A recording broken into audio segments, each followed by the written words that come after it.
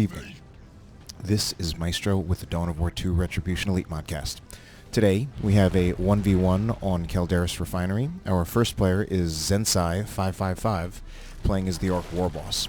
Tanky, aggressive melee hero who can walk through cover.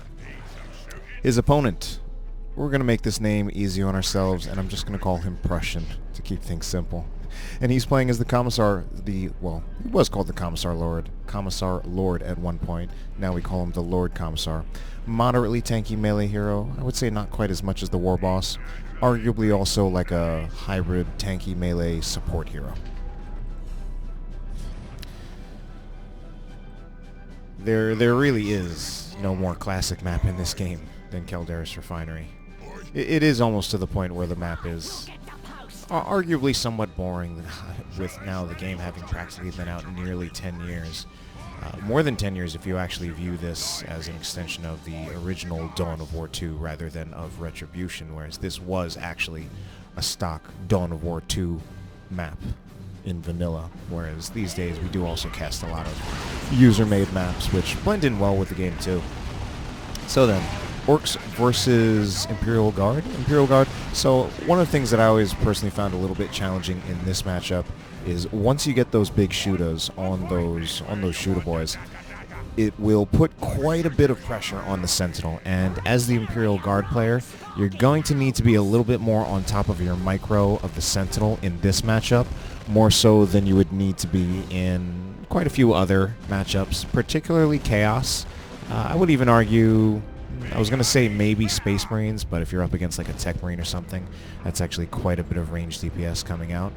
We only have one squad with the big shooters so far. The other one's still just vanilla. And with only one squad on the big shooters, it's not quite as much pressure. We also got to consider the fact that although the Imperial Guard player will need to be very, very on top of his micro to keep the Sentinel alive, since he is up against an Orc player, he should also be able to inflict quite a bit of bleed in return as long as he is able to keep up with that micro, since these Orc squads are pretty delicate. That's one way of putting it, I suppose. But I also say this positioning of the Sentinel is a little bit potentially troublesome, but I think what's going in Prussian's favor is that he's keeping up the pressure with the Commissar, with the Lord Commissar, to make it so that the shooter boys are not really getting their full value against the Sentinel. And the Warboss has actually been playing not so aggressively, or at least not aggressively in terms of fighting, but maybe more aggressively in terms of capping, because he actually used the Warboss. The Warboss right now is a glorified capping unit. Got a decap on the, I was about to say the red team, but you know, we got no team here. About to get a decap on Prussian's natural requisition point, and that does have an impact, of course, just with, we see this 30, but even once now it's nothing because no one has it, but once it is recapped by Prussian, it won't be giving him that 30 requisition income immediately.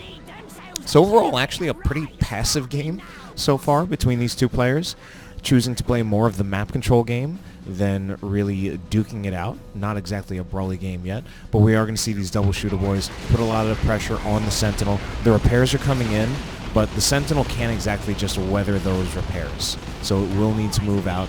That also means the Imperial Guardsmen will retreat without a single model loss. Of course, those models are not expensive to reinforce, especially with the Sergeant upgraded on the Guardsman squad, but just choosing to have them at full health the next time they get out on the field, so that they won't bleed at all. And we're actually seeing the double knob upgrade on our shooter boy squads, and the heavy weapons team coming out from Prussian. So Prussian going with the more, I was going to say extended, but it's extended in comparison to Zensai in the sense that he has just more squads already. Slugger Boys right here just trying to kite around the Sentinel, seeing if he can bait out the Stomp. Stomp not committed yet, but I think, yeah, once we're going to see the Slugger Boys commit to going for the Guardsmen in melee, we will see that Stomp come out from the Sentinel. Stun, as you can see, lasts a very long time, and here's the heavy weapon team setting up in the arc. So at some point, yeah, that's going to be just the Slugger Boys. They can't do anything more there. They did lose a model in retreat. There's actually a second model in retreat, kind of blocked by the view of all these... What are these even, really? Silos, water towers. Here is that generator bash by Zensai coming in. So he kind of circumvented much of the Imperial Guard army and got them there stealthily. Here is the response. I think... Oh, he's not actually going to commit to this. I was going to say, I think he could possibly finish off that one generator. So despite the stealthy approach, he's not even able to finish off a single generator. And that could kind of nullify the impact of this for the reason that we might even see Prussian choose to repair the generator. But for now, let's watch this pursuit by the Commissar, by the Lord Commissar. Man, I'm not even, for some reason, I'm not even used to calling the Lord Commissar anymore. Power Sword upgrade on the Lord Commissar will increase his DPS, and he will also be doing power melee DPS. I would say, particularly in this matchup, the reason for getting the Power Sword would less be for the power melee DPS and more for the lead by example ability, which would allow him to get into melee faster with these shooter boys, chase them down harder, tie them up, make it harder for the shooter boys to really get their full value. And right now it does feel like Prussian does have an edge currently in the way this game has gone so far, where I feel Zensai has been playing very, very passively, where he's not really going for full-on engages. He is just trying to play the map, although part of that is that he went for a short tier 1. Although we could say that maybe his tier 1 isn't so short because he did go for the full upgrades on both shooter boy squads, which I don't feel is too atypical against Imperial Guard because of that pressure that he can put on the Sentinel, as I mentioned before. And it's not just pressure on the Sentinel, it is pressure on the Guardsmen as well, since it will, of course, just bleed their health and eventually models quite quickly. So we do see a Flamer upgrade on one of these Guardsman squads, and I'm actually going to say that I personally don't like that. The intention is to go for a generator bash, but I don't feel that he's being very successful for this in this particular moment. Although I would say that Stomp was rather successful. And a Flamer upgrade on a Guardsman squad, I don't think if you're in a good position to actually really get the generator bash off, it's not really a great upgrade. Giving up those 3 las guns. I mean, if they can get in close to the shooter boys or the sluggers, they will do quite a bit of damage with that area of effect Flamer. We'll see how this pans out. Another reason why I don't really like this is that, if anything, I feel it's a little bit late in the sense that Zensai is already in Tier 2. Zensai choosing to try to rush to Tier 2 and get there faster. We didn't see a generator bash by either player. So, attempted approach by the Lord Commissar, not going to be successful. Ooh, that's not a great early loss on that Commissar. I mean, he will be able to buy it back at not too big of a cost, and he won't have to wait too long if he does choose to do that. I'm not sure I quite like this choice by Zensai. He got to Tier 2 fast, and of course, since he's playing, he doesn't necessarily know how much faster he got to Tier 2 than Prussian. But of course, from my spectator point of view, I saw the opportunity for him to go for a Death Dread and possibly attempt, like, even a full power wipe.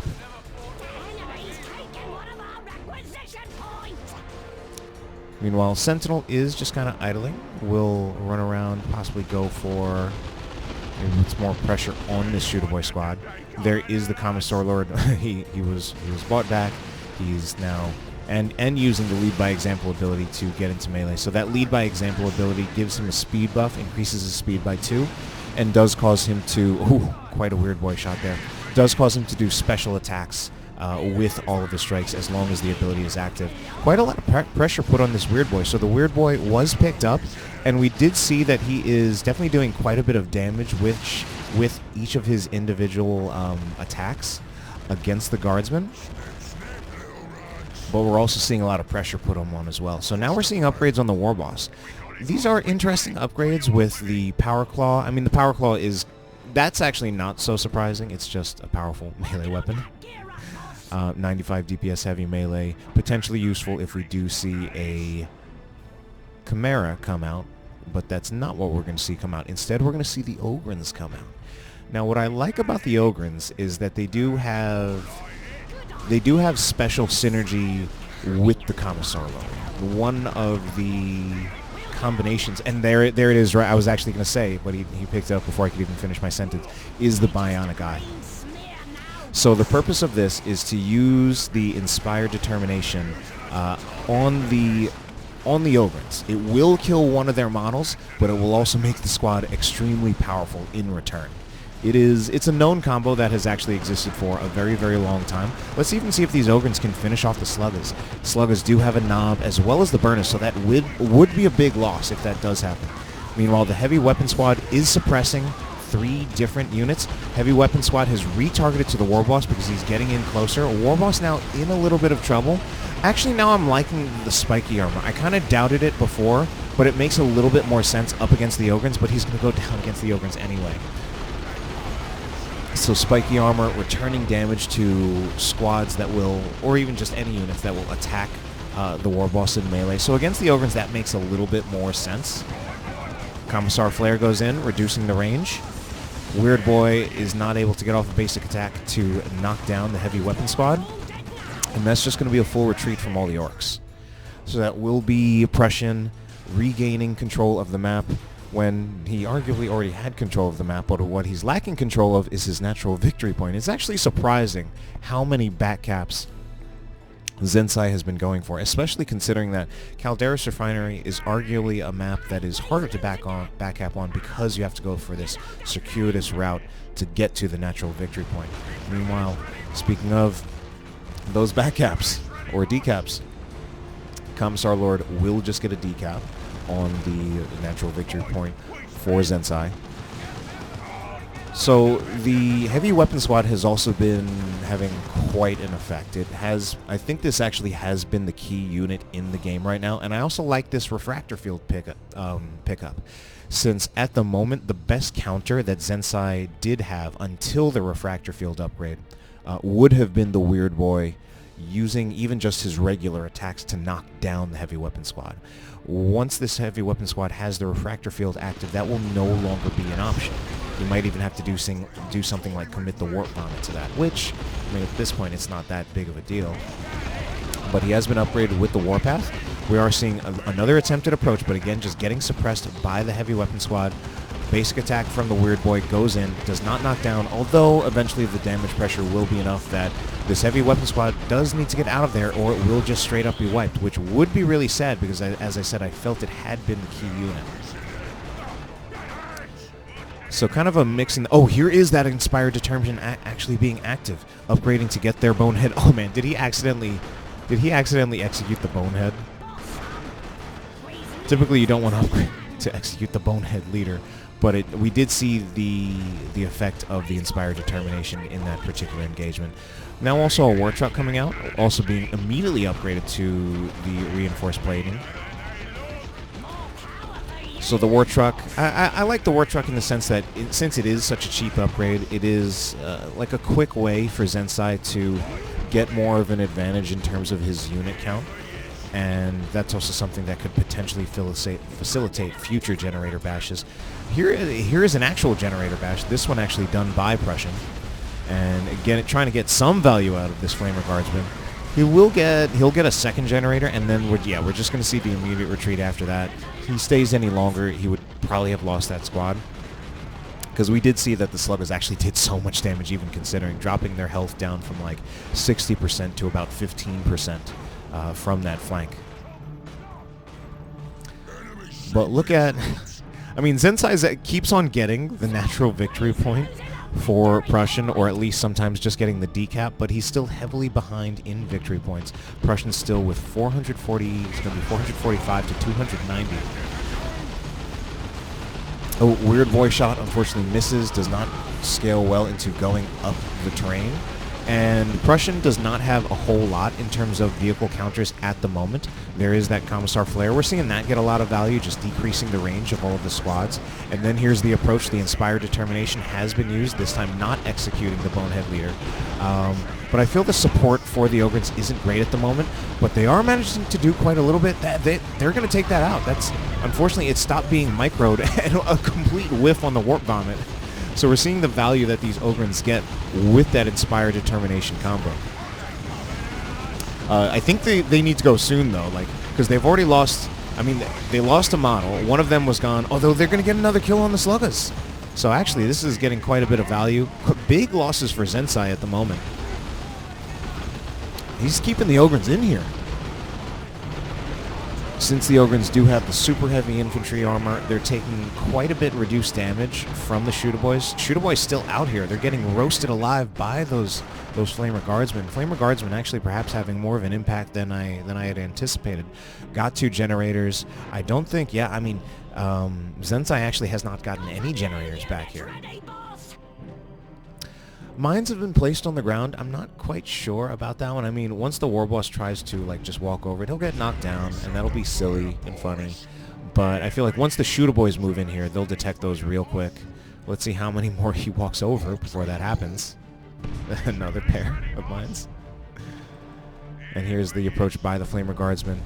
This is honestly not looking good for Zensai at all, this game. I mean, for much of the game, it's been kind of even-ish, but what's not looking good at this point is the generator bash, where really Prussian is the only one who's gotten the generator bash. But I guess supposedly I should take that back a little bit, since Zensai is actually now...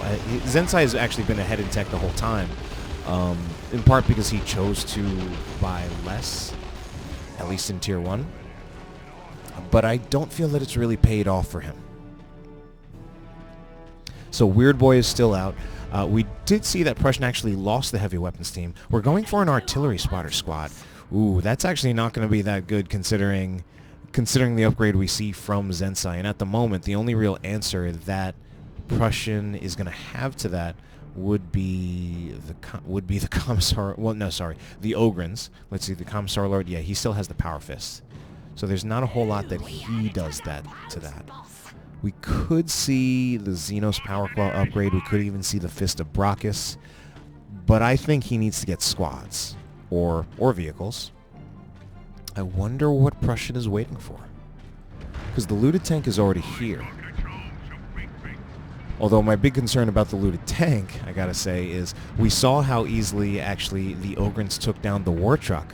The looted tank without the armor upgrade is not much tankier than that upgraded war truck.